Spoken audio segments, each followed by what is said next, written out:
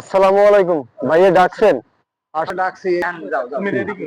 ওয়ালাইকুম আসসালাম।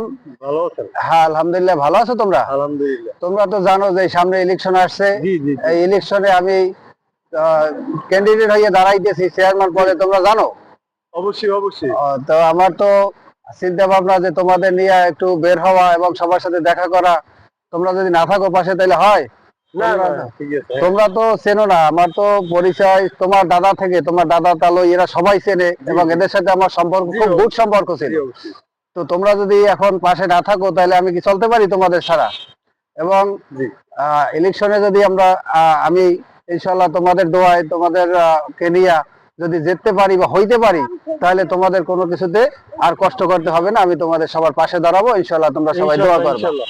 তবে গতকালকে আমরা ওই ওই সাইডে আমরা কিছু এলাকায় ঘোরাফেরা করছি লোকজন নিয়ে। তো আজকে আবার চাইছি যে এই এলাকায় এই দোকানদার এদের সাথে দেখা করব। তো তোমরা পাশে সাথে ইনশাআল্লাহ থাকবা ইনশাআল্লাহ এবং ইনশাআল্লাহ তোমাদেরকে নিয়ে যাবো। ইনশাআল্লাহ ইনশাআল্লাহ। তো চলো তো। আচ্ছা চলো, আসো। এই চলো, তোমরা সবাই চলো, আসো।